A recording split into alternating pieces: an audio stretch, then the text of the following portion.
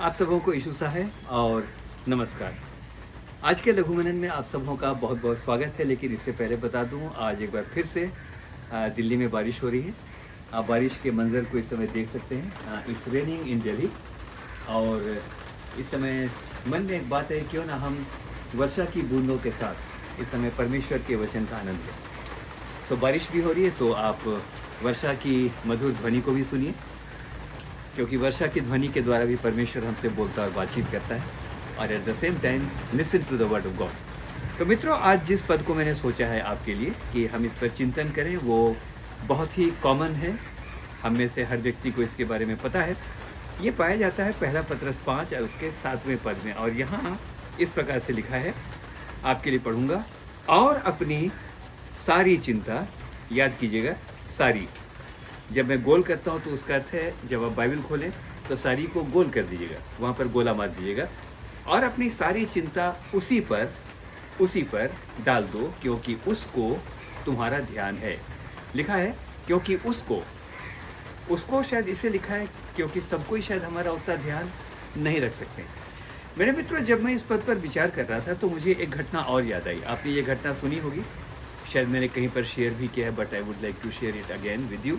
और वो ये है कि एक बार की बात है, एक बुढ़िया सर में बड़ी सी गठरी लेकर और वो सड़क पर जा रही थी।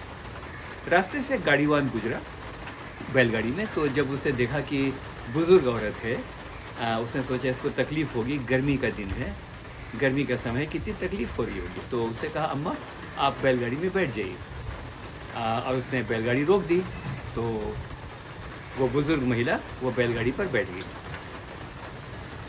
बैलगाड़ी चलने लगी।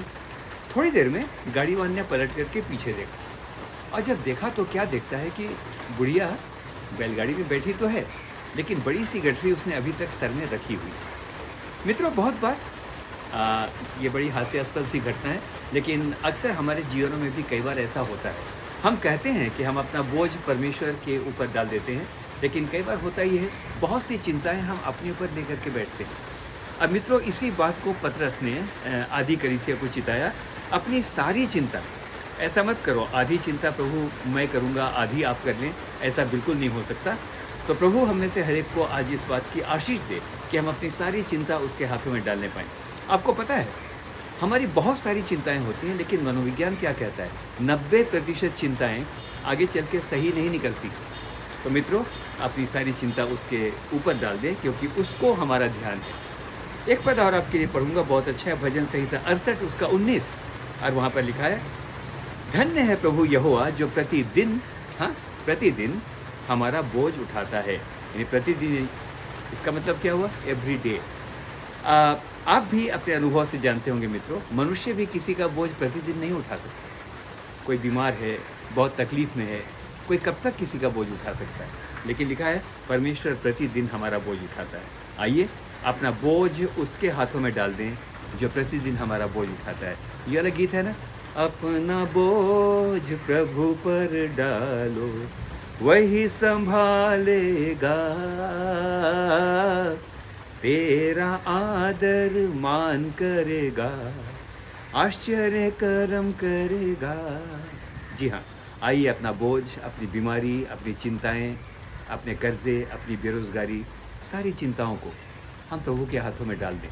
और यहाँ पर एक शर्त है, वो आपका आदर मान करेगा। मनुष्य तो आपकी निंदा करेगा, आपकी औकात क्या है, लेकिन परमेश्वर आपका आदर मान करेगा और निश्चित रूप से आपके जीवन के अंदर आश्चर्य कर्म करेगा। आमीन। बहुत धन्यवाद करता हूँ कि वर्षा की इन बूंदों के साथ आपने परमेश्वर के वचन को सुना। परमेश्वर आपको बहुत के साथ आशीष दे, और अच्छा लगे तो औरों के साथ भी इस संदेश को ज़रूर शेयर कीजिएगा। God bless you and praise the Lord. Thank you so much. आमीन।